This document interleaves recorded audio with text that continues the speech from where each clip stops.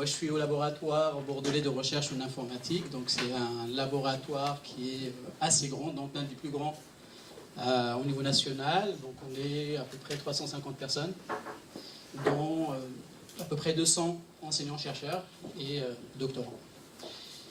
Et voilà, donc ce dont je vais vous parler, ça va être un peu un mot qu'on retrouve actuellement partout. Donc ce sont les algorithmes.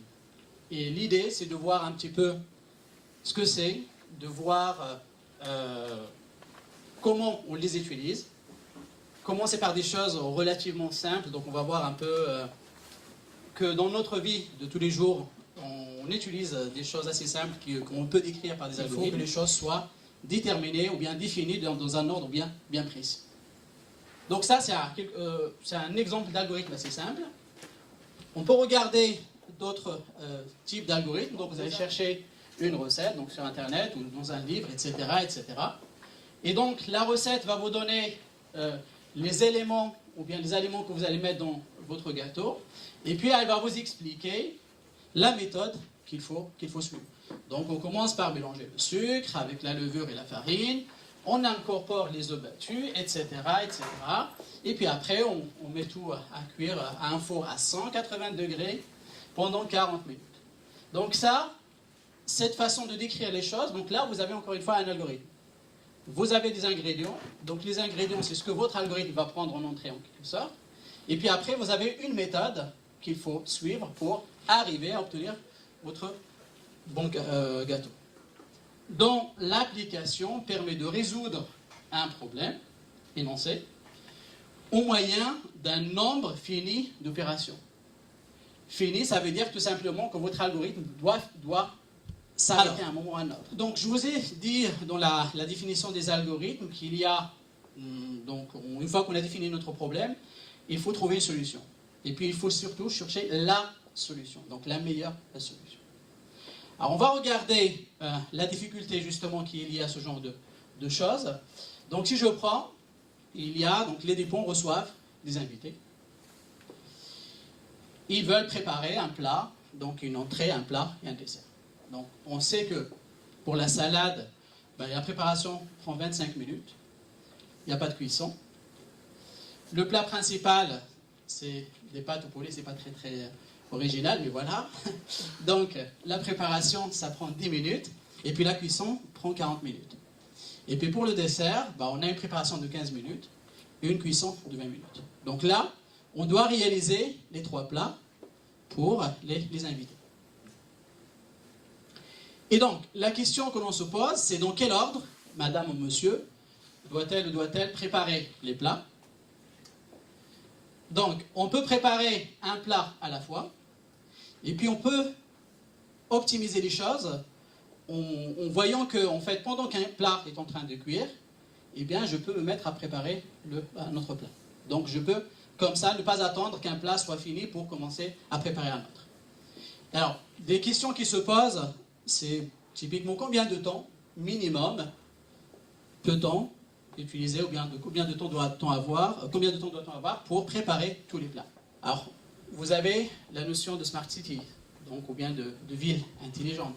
Bon, là, encore une fois, on va utiliser, donc on va avoir de la mobilité intelligente, on va avoir la maison intelligente, donc elle va être équipée de plein de capteurs, et puis les capteurs vont générer des données, les données vont être utilisées par des algorithmes qui peuvent optimiser un certain nombre de choses.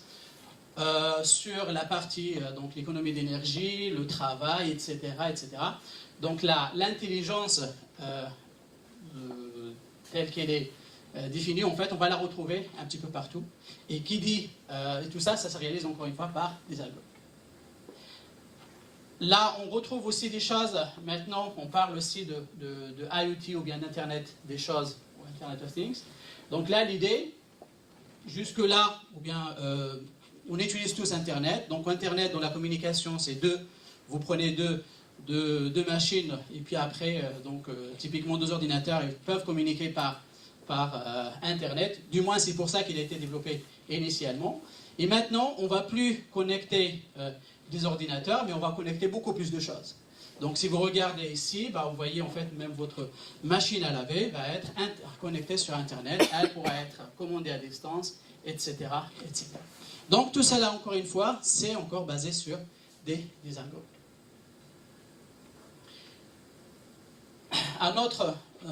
Une autre application, c'est l'utilisation donc des images, de la reconnaissance vidéo. Donc là, c'est un exemple qui est extrait d'une application pour les voitures dites intelligentes. Donc là, on va embarquer des caméras sur la voiture et la caméra va capturer de la vidéo en temps réel. Et la vidéo va être analysée pour détecter donc, des piétons, par exemple. Donc là, typiquement, si la voiture roule, elle va voir qu'il y a des piétons qui traversent, etc., etc. Donc là, encore une fois, c'est des choses qu'on va pouvoir manipuler ou bien faire avec la reconnaissance vidéo et traiter par la suite avec des algorithmes. Alors, donc tout ça, qu'est-ce qui a permis le passage à l'échelle? Le fait qu'on puisse avoir des algorithmes maintenant, parce que vous imaginez, pour la reconnaissance vidéo, vous imaginez le nombre de vidéos qu'on va devoir enregistrer et le temps de réponse qu'il va falloir avoir si on veut avoir une réponse, je veux dire, quand on veut détecter un piéton, il faut que ça soit instantané, il faut qu'on nous dise attention c'est un piéton, il ne faut pas qu'on prenne trop de temps. Et donc ça, qu'est-ce qui a fait que tout ça fonctionne? En fait, c'est principalement l'avènement de grandes machines. Donc là, je vous ai mis deux exemples. Si vous regardez la première Totoro, c'est IBM Blue, c'est une machine développée par IBM, et donc c'est celle qui a la première battu le joueur d'échecs. La donnée, c'est le nouveau pétrole. Après, bon, est-ce que c'est une bonne nouvelle ou une mauvaise nouvelle? Ça reste à voir. On nous parle d'intelligence artificielle, on nous parle de machine learning, etc., etc. Donc ça, l'intelligence artificielle, ce qui est au cœur de cette discipline maintenant, enfin, de cette discipline, c'est l'apprentissage, donc le machine learning ou bien l'apprentissage automatique. Alors ce n'est pas quelque chose de très nouveau, donc c'est basé sur des réseaux de neurones qui sont des simulations, bien des choses qui peuvent simuler un peu le comportement des neurones humains. Et c'est quelque chose qui a été défini dans les années 40, les années 50. Sauf que bien sûr avec les capacités de calcul qu'on avait dans le temps, on ne pouvait pas les exploiter. Et ça a regagné en popularité depuis une dizaine d'années, où là c'est devenu quelque chose très très à la mode, quelque chose de très efficace, on peut faire plein de choses. Mais c'est un domaine qui est dans lequel on va pouvoir faire intervenir des techniques d'optimisation. Donc je vous ai dit tout à l'heure sur le fait qu'on va devoir éventuellement choisir la meilleure solution. On va utiliser de la vision, donc je vous ai montré l'exemple sur la vision donc, par ordinateur ou bien l'analyse de la vidéo. On a la robotique, donc tout ce qui est robot humanoïde ou autre. Et puis vous avez les mathématiques qui sont toujours là, qui sont principalement les statistiques ou l'analyse de données. Donc tout ça permet d'utiliser des techniques dites de machine learning ou d'apprentissage machine ou d'apprentissage automatique pour pouvoir faire tout un ensemble de choses. Je commence par poser la question, est-ce que c'est rassurant, est-ce que c'est terrifiant, mais on va voir. Donc là, on a des robots qui sont capables de se mouvoir et surtout de communiquer, de coordonner, se coordonner. Donc lui, il n'arrive pas, il est devant une porte, il appelle un autre qui a les capacités d'ouvrir la porte, de mettre un pied, et puis d'aider l'autre à passer. Alors, donc le gardien finit par dire que c'est terrifiant. Alors, si vous regardez sur Internet, donc sur YouTube, il y a plein d'images comme ça, ou bien de vidéos faites par justement Dynamics, qui est une boîte, Boston Dynamics, qui est une boîte américaine qui a une puissance de travail, une puissance de développement assez forte. Alors il y a ça, mais pour nous rassurer un petit peu, on va regarder un peu avant que les gens arrivent, ou bien avant qu'ils arrivent à l'exemple que vous avez vu. Il y a d'autres situations. Là, ça marche pas, quoi. Donc, il est pas, les choses ne sont pas, c'est pas encore au point.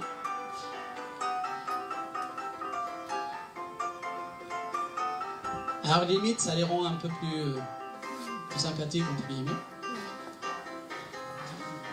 Donc là, il apprend à marcher, mais il n'y arrive pas. Là, c'est complètement, il se rate complètement.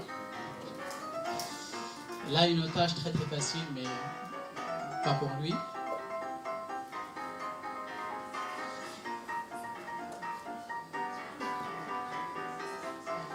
Là, vous avez dit par exemple qu'il n'y arrive pas seul, Ouais. donc il appelle le second qui va lui venir ouvrir la porte. Oui. Pour qu'il puisse être capable de faire l'action d'ouvrir la porte. Oui. Ça a été conçu sur une base d'algorithme aussi ou pas? Oui, en fait, c'est construit sur les bases d'algorithmes, sur les bases de situations qu'on montre. En fait, ce qu'il y a derrière ça, c'est des réseaux de neurones artificiels qui fonctionnent un petit peu comme chez nous, c'est-à-dire qu'on va montrer à l'algorithme ou bien à l'ordinateur, on va lui montrer des exemples, donc 2 portes par exemple, Ouais. avec des poignées. Ouais. On va lui montrer plusieurs. Et après, on va lui dire à chaque fois que tu vois ce type de porte, voici l'action qu'il faut que tu fasses. Après, il faut savoir aussi que c'est des algorithmes donc c'est des statistiques, des algorithmes probabilistes, c'est-à-dire que on n'a pas du 100%. Elle peut venir aussi confondre la porte avec la fenêtre avec la porte et réussir à ouvrir la fenêtre. Jusqu'où peut aller l'intelligence artificielle, par exemple, sur des tâches précises. Donc, vous pouvez développer un robot qui va être spécialisé dans telle ou telle chose. Il sera hyper performant. Maintenant, je pense qu'on pourra avoir, entre guillemets, peur le jour où il y aura ce qu'on appelle l'intelligence générale, où là, vous allez avoir un robot, un ordinateur qui sera capable de faire, qui sera indistinguable d'un être humain. C'est-à-dire qu'il agira exactement comme un être humain. Ça, pour l'instant, on en est assez loin. Estimation de ce qui sera fait dans 50 ans, et on a une sous-estimation de ce qui sera fait très très prochainement, je dirais. Et il va y avoir des évolutions peut-être auxquelles on n'aura pas forcément pensé, mais toutes les grandes avancées, entre guillemets, qu'on peut voir dans les films, etc., pour l'instant, je pense qu'on en est encore loin. Retrouvez et suivez le C2D sur son site internet et les réseaux sociaux.